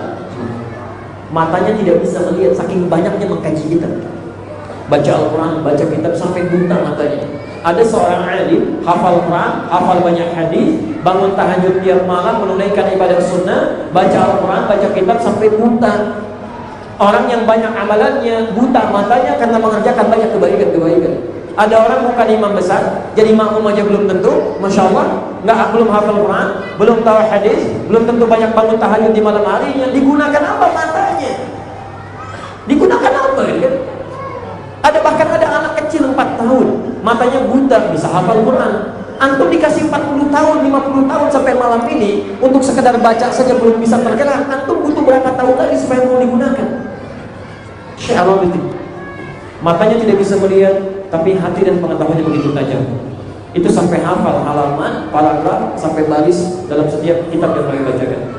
Pernah teman kami bacakan kitab Fiqh, begitu dibacakan, kata beliau, ya bunai, ini fasila, laisa naqta. Ini koma bukan titik. Kata teman kami, maktubun naqta syekh. Tertulisnya titik. La. Kayak ayat tibaan ini, cetakan mana? Cetakan sekian. Oh, itu halaman sekian, paragraf sekian, baris sekian, huruf yang sekian. Itu salah cetak. Syekh Ar-Rabiti. Penyebarannya di Afrika Utara, ya, khususnya di Libya, Maroko, Tunisia, Aljazair, nyebrang sedikit Mediterania, di Italia, Prancis, Spanyol dan seterusnya. Contoh, kalau sholat langsung Alhamdulillahirabbil alamin. Tangannya begini, umumnya tidak begini. Karena ada hadis-hadis menerangkan itu. Jadi begitu bertakbir tangan begini. Ingat ya, tidak yang semua seperti ini Syiah, tidak. Nanti Syiah itu ada khusus kelihatan saat dia sujud dengan duduk di antara 2 sujud. Itu polanya di situ. Jadi ada yang tepuk-tepuk begini, ada yang batu di bawah tempat sujudnya itu, ya. Itu Syiah. Kalau antum salam dia kadang mundur lagi, dia ulang salatnya. Tapi tidak setiap yang begini itu Syiah, tidak. Barangkali antum ke Mekah, ke Madinah, tiba-tiba di samping ada orang salat begini. Jangan diajak ngobrol. Baik, Ini sedang sholat. Saya pernah di Libya itu, pertama kali ke sana, kemudian kita menyesuaikan dengan lingkungan. Alhamdulillah kami punya teman akrab, lama gak jumpa. Tiba-tiba di masjid, kita nunggu, saya masuk, dia begini kan, dia udah masuk duluan. Saya kira masih berdiri, saya tanya, Masya Allah, kemana? Kabar, kemana aja kamu? Tiba-tiba, Allah Akbar, sedang sholat rupanya. Jadi teman-teman, ini mazhab Imam Malik. Imam Syafi'i, insyaallah kita paham bersama, punya murid Al-Buwaiti, Imam Al-Bukhari, termasuk mazhab Syafi'i. Syekh Dr. Wahbah Az-Zuhairi, kami pernah satu tempat dengan beliau di Libya, kita mengisi acara sama-sama di televisi. Ini Masya Allah, luar biasa, ulama besar, punya banyak karya tulisan, diantaranya Al-Fiqhul Islami wa Adillatuh, fikih Islam dan dalil-dalil. Ini kitab yang sangat bagus dan sudah diterjemahkan dalam bahasa Indonesia. Penyebarannya banyak di Asia Tenggara, termasuk di Mesir, termasuk di Syria dan seterusnya. Ini dikenal, kalau bismillah dijaharkan, kalau subuh pakai kunut, ya, dibacakan kunutnya. Itu Imam Syafi'i. Jadi hati-hati, Imam Al-Bukhari mempraktikkan itu. Aneh kalau antum katakan misalnya kunut subuh itu bid'ah, itu salah. Ya tapi antum sendiri mengambil hadisnya Imam Al-Bukhari. Imam Al-Bukhari menggunakan itu. Nanti kita akan lihat persoalan-persoalan, kita akan turunkan lain waktu ya. Kapan Nabi menggunakan kunut, kapan tidak menggunakan kunut, sehingga ada yang memilih mempraktikkan, ada yang tidak sama sekali. Ada yang menggunakan di nazilah. Imam Ahmad bin Hanbal punya murid Al-Asram, turunannya ada Syekhul Islam Ibnu Taimiyah, bahkan ada Ibnu Qayyim Al-Jauziyah, murid langsung Ibnu Taimiyah. Kekinian ada Syekh Al-Albani, itu Hanbali ya. Jadi beliau pun merujuk pada kitab-kitab Imam Ahmad, bukan sendirian. Jadi kalau dikatakan apa ini mazhabnya, maksudnya ikut pendapat yang mana? Imam Ahmad bin Hanbal. Kebanyakan di Teluk Saudi Arabia, di Qatar, di Uni Emirat Arab dan sekitarnya, itu umumnya menggunakan mazhab Imam Ahmad bin Hanbal. Nah, mereka memilih itu dari sejak kecil supaya tidak bingung, untuk memudahkan. Jadi kalau anak-anak belajar nggak bingung lagi, ini pakai bismillah jaharkan apa enggak? Tidak. Dari sejak TK disusun kurikulum sampai dengan dewasa. Sehingga ketika praktek langsung tersambung pada Nabi lewat jalur yang dirasa mudah untuk dipraktekkan. Paham sampai sini? Sekarang pertanyaannya, Indonesia belajar kemana? Ulama kita luar biasa. Luar biasa. Ada yang belajar ke Asia Selatan, langsung ke Pakistan. Belajar langsung Hanafi. Ada yang datang ke Afrika Utara, dari mulai Mesir, Libya, Maroko, Tunisia, Aljazair, banyak ulama kita keluar dari situ. Ada yang langsung Asy-Syafi'i, ya, tadi ada yang ke Mesir, di Syam, di Syria, sekitarnya Asia Tenggara, sebagian meneruskan ke Malaysia. Ya. Ada yang Hanbali, ada yang pergi ke Saudi, ada yang di Ummul Qura, ada yang di Madinah, Jamiah Islamiyah, menyebar sekitarnya. Masya Allah, lengkap sudah ulama kita belajar ke semua tempat itu. Yang jadi masalah ketika pulang ke Indonesia. Orang Bali bisa belajar ke Pakistan, Surabaya belajar misalnya ke Saudi, Madinah misalnya, kan? Bisa teruskan lagi. Orang Bandung belajar ke Mesir, orang Jakarta misalnya Tayyib, salah satunya dia belajar misalnya ke Libya. Ini nggak ada masalah. Tapi ketika diajarkan pada masyarakat untuk memudahkan, pasti diajarkan yang sebelumnya mereka telah belajar. Belajar banyak, tapi dipilih salah satu yang kira-kira mudah untuk diamalkan. Maka yang di sini mengajarkan yang versinya dari Pakistan, Imam Abu Hanifah. Yang ini mengajarkan yang dari Saudi, bismillahnya ini disirkan, yang ini tidak dibaca sama sekali, yang ini dijaharkan, yang ini tidak dibaca sama sekali. Yang jadi masalah ketika murid masyarakat yang di sini misalnya main tiba-tiba misalnya ke sini. Baik. Ini jadi imam. Mesir kan dijaharkan, sedangkan Surabaya disirkan. Begitu dibaca Bismillahirrahmanirrahim, salah imam. Ini boleh muncul masalah di sini. Ini jadi masalah. Apalagi kalau sudah muncul istilah yang tidak tepat penggunaannya. Bid'ah ini. Keliru ini. Saya pernah tugas di Mekah tahun 2010. Baik. Satu kali kami menyambut jemaah haji pertama yang datang tahun 2010. Sholat di Masjid Al-Haram. Imamnya Syekh Sudes Isya. Begitu dibuka oleh imamnya, Bismillahirrahmanirrahim. Alhamdulillahi Rabbil Alamin. Oh, ini imamnya Muhammadiyah. Masya Allah. Imamnya Muhammadiyah gitu kan. Tapi begitu besok yang nggak kulut, apa saya bilang? Imamnya Muhammadiyah katanya. Dan zaman Nabi belum ada Muhammadiyah, belum ada NU. Tayyib gitu kan. Dari mana munculnya ini? Sampai saya punya murid di Tripoli, kami berikan tugas, coba cek bagaimana perkembangan umat Islam di Indonesia. Kita beri tugas.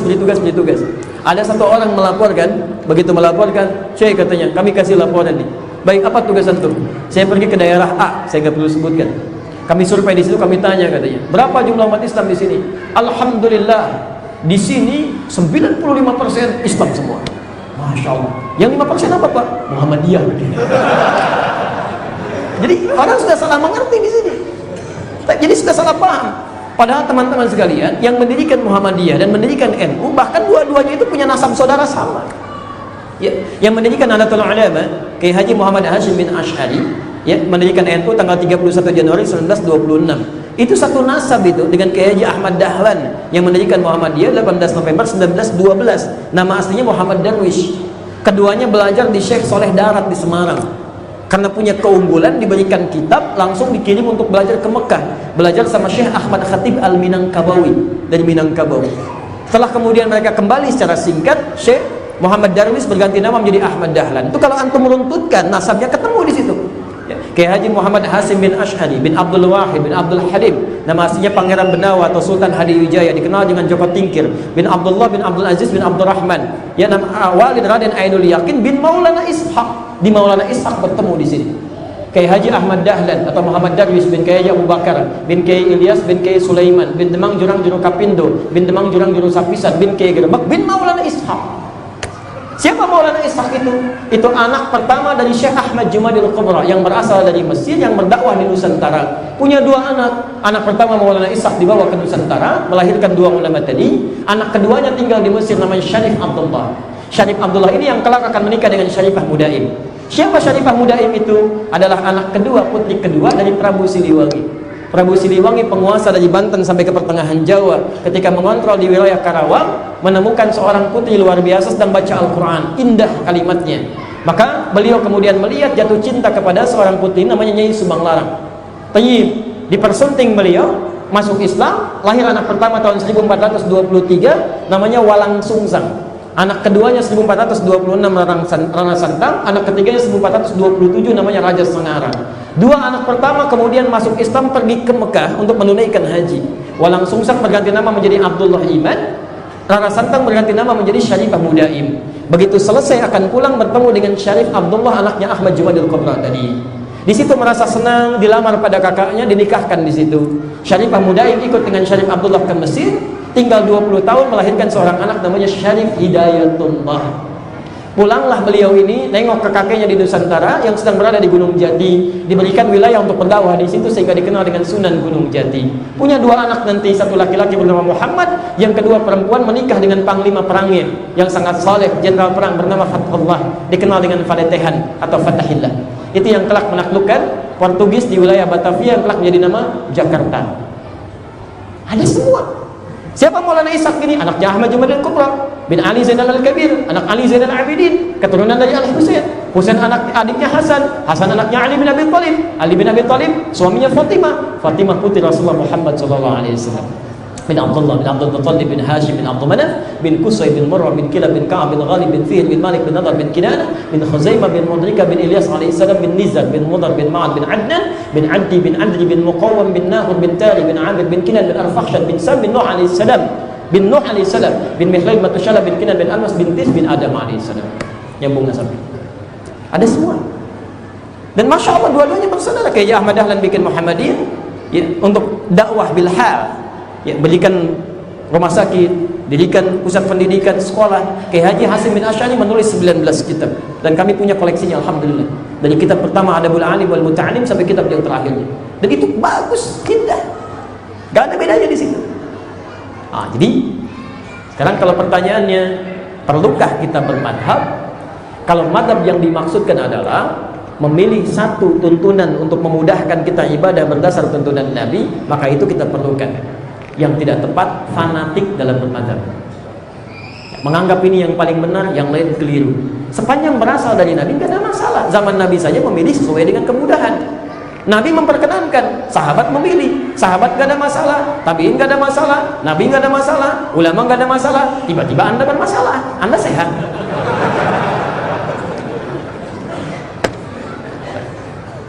Jelas di sini? Alhamdulillah.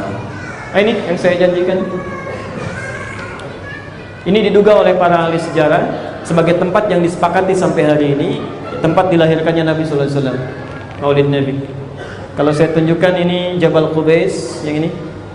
Jabal Qubais itu kalau antum belajar sirah nabawiyah, kapan-kapan silakan belajar dengan Ustaz Khalid Basalam misalnya kan, dia mengajarkan sirah, ada Ustaz Budi Asari dan sebagainya, silakan yang antum ketahui di sini, ya. Ini Jabal Qubais, itu pusat kekuasaan. Jadi siapa yang punya kuasa dia akan naik ke Jabal Qubais, menunjukkan saya penguasanya. Makanya sampai sekarang istana raja dibangun di atas bukit ini untuk menunjukkan ini yang punya kuasa. Pemerintahan Raja Saud dan seterusnya. Jelas di sini? Baik, di sini Zamzam. Kalau antum dari Zamzam geser sedikit ke kanan Jabal Qubais, ke arah sini sekitar 100 meter. Ya, sebelah kanan di pojok ada satu rumah warna krem. Ya, warna krem itu rumah Nabi dilahirkan sallallahu alaihi wasallam. Ya, Masya Allah. Kalau antum lihat di atasnya ada bukit. Itu langsung family kami yang foto, kita suka bawa tim ya. Jadi kami kalau umrah itu nggak pernah pergi ke tempat-tempat yang tidak ada maknanya. Kita belajar di mana Nabi tinggal, di mana rumah Abu Bakar, seperti apa suasana saat itu bertaklim. Kita telusuri sampai menghadirkan nilai keimanan pada diri kita. Nah, ini ketika difoto ternyata matahari terbit di atas rumah Nabi, dan kalau malam itu sinar rembulan juga di atas rumah Nabi. Jadi siang malam dalam keadaan penuh cahaya. Dan luar biasanya kalau antum lihat, ini ada garis seperti garis dari sinar matahari dari atas. Ini kalau antum teruskan garis ini terus turun sampai ke bawah, ke sini, ke bawah. Itu turun sampai ke anak tangga, tembusnya langsung ke pintu Babus Salam. Yang sunnah pertama kali tawaf lewat dari situ. Jadi kalau antum mau tawaf, sunnahnya dari Babus Salam. Kalau masuk dari situ itu langsung ketemu dengan Hajar Aswad, nggak usah belok-belok lagi. Babus Salam, pintu keselamatan. Seakan-akan ada isyarat wallahu ta'ala alam bisawab, alam menunjukkan pada kita kalau anda ingin selamat menuju Allah sesuai dengan kiblatnya, maka ikuti pintunya dari Nabi SAW. Ini ada lampu sini, kelihatan? Yang listrik. Satu lagi ada lampu lagi yang listrik, kelihatan? Mana nggak kelihatan, hebat anda ya. Saya aja nggak lihat ya. Di gambar nggak kelihatan tapi nyatanya ada ya. Masya Allah. Selama saya taklim cuman orang Bali yang bisa lihat ya. Masya Allah. Ini ada di sini cuman nggak kelihatan. Ini rumahnya Abu Jahal. Abu Jahal ya. Nanti lain waktu saya tunjukkan beberapa tempat lagi di mana Nabi diisrakan. Ini yang disepakati oleh sejarah ya. Jadi saya bukan ngarang. Ada keterangan, kita kemudian telusuri, lihat dan kita tanyakan ulang. Benar nggak ini? Benar nggak ini? Ya, sesuai dengan perubahan-perubahan saat ini. Memang sengaja disamarkan supaya tidak dikultuskan. Karena tidak sedikit orang sampai ke Mekah bahkan salah ibadah. Ini di rumah ini Nabi dilahirkan. Ini. Itu di pinggirnya ada gambar orang lagi ruku dan sujud kemudian disilang begini, diberi tanda, dikasih tulisan di bawahnya ya, keliru, jangan sholat menghadap ke arah sini. Karena tidak sedikit orang sudah datang ke sana, nyampe ke sini sholatnya malah berubah, kiblatnya bukan ke Ka'bah, ngadapnya ke sini, sholat ke depan rumah Nabi ya. Jadi kalau kemudian disampaikan ini tempat itu khawatir dikultuskan dalam kehidupan, makanya sekarang disamarkan. Dan ini tulisannya ada yang pakai bahasa Arab, pakai bahasa Inggris, pakai bahasa Urdu plus bahasa Indonesia. Jadi ada orang Indonesia juga yang pernah ke sana salah, ya. Termasuk di Madinah, di Masjid Nabi, di Nabawi dulu nggak ada pagar dan askarnya longgar. Jadi antum masih bisa nengok ke dalam begini, ke makam Nabi sallallahu alaihi wasallam. Walaupun gelap antum masih bisa lihat. Kenapa kemudian sekarang di pagar seperti ini disilang, dilingkar dan ada askar di dalamnya, di sela-sela itu? Karena ketika dibersihkan makam Nabi, begitu dilihat itu selalu ada kertas-kertas banyak sekali. Bukan puluhan, ratusan, ribuan kertas berserakan. Tulisannya macam-macam, dari bahasa Arab sampai bahasa Jawa, kan? Ya Rasulullah, saya belum nikah, belum ketemu jodoh, bagaimana ini? Ya Rasulullah, anak saya belum mengandung. Ya Rasulullah, banyak sekali gitu kan? Akhirnya dibuatlah seperti itu agar lebih teratur sesuai dengan tuntunan yang dibawa oleh Nabi SAW. Jelas di sini? Baik. Akhirnya kita bisa simpulkan bahwa kalau anda tanyakan perlukah aku bermadhab, sebetulnya tidak perlu ada pertanyaan itu. Karena setiap kita pasti akan mengambil madhab sesuai kecenderungan apa yang kita ambil. Jelas? Dan jangan sampai keliru memahami kalau mazhab itu kelompok. Tidak, kita nggak boleh bermadzhab. Saya nggak mau bermadzhab, saya mau langsung kepada Nabi saja. Masya Allah, antum bagaimana langsung ngambil dari Nabi? Pasti lewat dari sini. Tapi jangan dipahami mazhab sebagai kelompok-kelompok sehingga dengan itu melahirkan hal yang tidak diinginkan. Ya, saya baru 5 tahun di Indonesia ini. Kadang-kadang saya suka melihat sesuatu yang agak rumit dipahami, agak aneh gitu.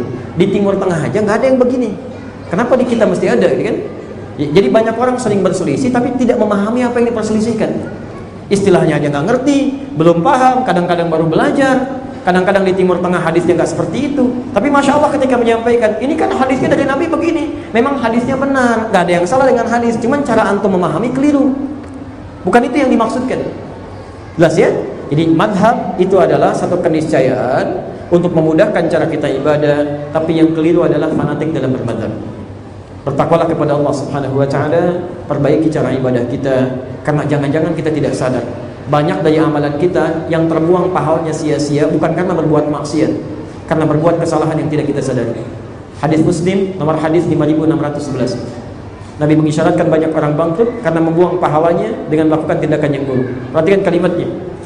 Yati yaumal qiyamati bis salatin was siyamin wa zakatin.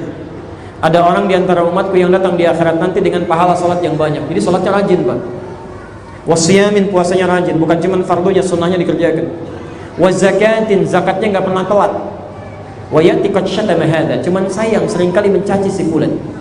Wa qadhafa hadza, menuduh yang lain. Wa akala mala hadza, mengambil harta orang lain tanpa dibenarkan.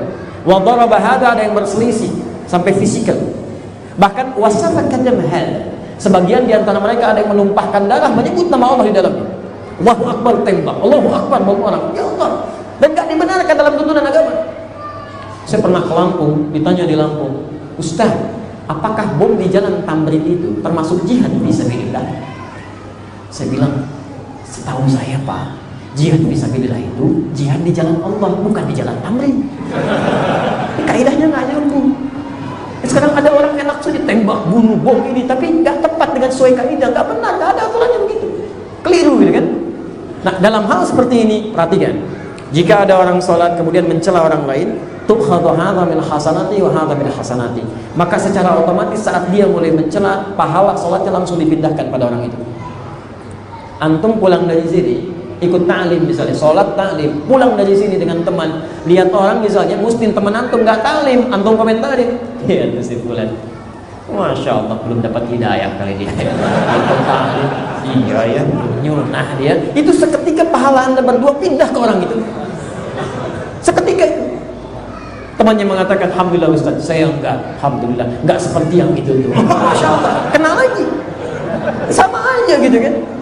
Hati-hati, kadang-kadang banyak pahala-pahala yang hilang dengan perbuatan-perbuatan yang nggak disadari. Surga kita aja belum jelas, ngapain antum ngurusin orang lain? Perbaiki diri anda, dekati Allah dengan baik, ikuti tuntunan Nabi SAW berdasarkan keterangan para ulama salafus salih. Selamat kita insya Allah Subhanahu Wa Taala. Selamat.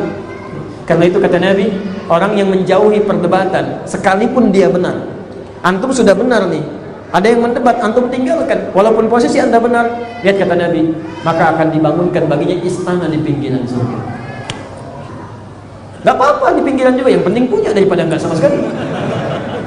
Nah, jadi teman-teman dari sini kita sudah bahas ini. Nanti kalau materi turunannya itu masih ada di fikih ikhtilaf. Nanti masih ada, anda boleh kumpil di. Ya. Ada misalnya kaidah memahami Al-Quran. Jangan dikira menjadi Imam Syafi'i itu gampang, jadi Imam Ahmad itu gampang. Jadi Syekhul Islam Ibnu Taimiyah itu gampang. Kadang-kadang ada orang mudah saja mengatakan, siapa itu Ibnu Taimiyah? Siapa Syafi'i? Masya Allah, anda mungkin belum sekufu ilmu beliau itu. Mungkin belum sekufunya gitu. Baca Quran aja, Masya Allah, itu belum, tidak cukup baca Quran langsung memahami ilmunya. Langsung memahami artinya, belum tentu, ada turunan ilmunya. Hadis ada turunan ilmunya, dan sebagainya. Nanti dari sini memunculkan kaidah-kaidah untuk memahami hukum. Nah, ini insya Allah ada beberapa persoalan yang lain waktu, kalau masih ada waktu nanti mungkin kita bisa diskusikan ya, insyaallah. Baik, rasanya demikian yang bisa saya sampaikan untuk materi malam ini. Saya mau pastikan dulu sebentar, paham insyaallah? Jelas insyaallah? Alhamdulillah. Kalau jelas, karena kita kajiannya Al-Quran dan Sunnah malam ini, saya bacakan hukum Sunnah dulu ya, di hadis sebagai keterangan. Al-Bukhari nomor hadis 1477. Inna Allaha kariha lakum thalatha. Allah sangat benci dari kalian 3 hal, nggak menyukai 3 hal ini. Satu, qila wa qala, menyampaikan sesuatu dari sumber yang nggak jelas, hoax. Allah sangat benci dengan hoax. Jangan sampai nyebarkan hoax. Orang yang nyebarkan hoax itu orang yang dibenci Allah. Ya. Bahkan nanti ada setan khusus, setan hoax ada. Nanti ada. Antum tolong ya, jangan kaji yang baik-baik terus. Yang kurang baik pun dikaji supaya bisa dihindari. Antum paham tentang malaikat tapi nggak ngerti setan. Bagaimana bisa menghindari setan kalau nggak kenal siapa setan? Harus diketahui jenis-jenis setan. Bahkan di masjid itu ada setan. Hati-hati. Khanzab namanya. Tugasnya 2. Satu, menggoda orang sholat. Di Abu Daud nomor hadis 666.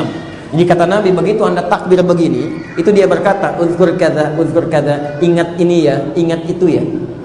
Makanya jangan kaget, sebelum sholat begini biasa saja. Tapi begitu anda takbir, tiba-tiba anda ingat apa yang tidak ingin anda ingat. Allahu Akbar, kunci mobil ada di mana, jam berapa kajiannya, menunya apa, ada snacknya apa enggak, macam-macam, gitu semua. Bahkan belum selesai kata Nabi, hatta la yash'ura al-musalli kam raka'atan yusalli. Sampai ada orang sholat yang enggak sadar berapa rakaat sedang menunaikan sholatnya. Dan hati-hati, tugas dia yang kedua di masjid itu menggoda DKM masjid. Bukan jamaahnya, DKM-nya. Makanya hati-hati, kalau masjid belum jadi semua terlibat, tapi setelah jadi seringkali terjadi perselisihan yang tidak diharapkan. Itu khanzab. Ada setan rumah namanya dasim. Antum pergi ke sini, setan masuk ke ruangan antum. Namanya dasim. Perempuannya dasimah, ya. Muslim, muslimah, mukmin, mukminah, shaim, kan? Ya, semua kan ketemu. Antum masuk kamar mandi, apa yang dikatakan? Allahumma inni a'udzubika minal khubuthi wal, ya Allah, aku berlindung kepadamu dari setan laki-laki dan berarti ada kan? Setan rumah namanya dasim. Tugasnya 3. Yang pertama, dia merusak hubungan rumah tangga suami istri. Itu bahkan ada di Quran surah kedua ayat 102 dari atas sampai ke pertengahan. Yang kedua, menempati ruang kosong. Jadi begitu anda keluar dia masuk. Makanya mohon izin ya, biasakan kalau masuk ke ruangan, ke kamar, ruang kosong, itu ucapkan salam. Assalamualaikum. Begitu anda ucapkan salam, setan ini berkata pada kawannya, kita tidak punya tempat di sini, nggak punya tempat. Tapi kalau anda nggak katakan salam, dia berkata pada kawannya, kita punya tempat menetap di sini. Antum biasakan. Walaupun nggak ada orang, buka aja. Assalamualaikum. Nggak ada jawaban, normal. Dijawab Waalaikumsalam, ya itu bonus. Alhamdulillah. Saya ajarkan pada anak saya yang kecil tuh, dari sejak usia 2 tahun. Dia sudah bisa bicara, saya ajarkan, Kak, di kamar ini, ruangan itu ada setan. Kakak masuk, ucapkan Assalamualaikum. Setannya namanya dasim, saya bilang. Siap bu ya katanya. Dia masuk kamar seketika dia praktekkan. Assalamualaikum dasim. Langsung dia sebut namanya. Tapi, maka teman-teman pelajari itu ya, supaya kita bisa hindarkan hal yang tidak diinginkan. Tapi itu satu, qila wa qala. Yang kedua, ada setan hoax, namanya misud atau mitun. Dia menunggangi orang untuk berbuat dusta, termasuk dusta atas nama Nabi. Dan itu dusta paling tinggi. Dusta paling tinggi. Siapa yang mencatut nama Nabi, maka dia seakan-akan bersiap untuk menempati neraka. Man kadzaba alayhi muta'ammidan falyatabawwa maq'adahu minan nar. Yang kedua, idha'atul mali, menyia-nyiakan harta. Allah kasih harta supaya banyak ibadah, antum sia-siakan. Beli yang tidak dibutuhkan, itu gak disukai. Allah benci dengan itu. Baik, antum makan itu, kalau makan, coba ingat teman-teman di Palestina, di Syria. Mereka setengah roti dibagi 16 orang. Antum kadang air masih ada, ditinggalin begitu aja. Roti dibuang begitu aja. Mereka itu rebutan, Pak. Itu kan ditanya oleh Allah. Dan yang terakhir, kathratus su'al, banyak bertanya pada sesuatu yang sudah jelas. Sehingga dengan jelas itu, banyaknya pertanyaan menjadikan yang jelas jadi semakin tidak jelas. Paham sampai sini? Baik. Jelas uraiannya? Jelas. Ada pertanyaan? Ingat hadis tadi.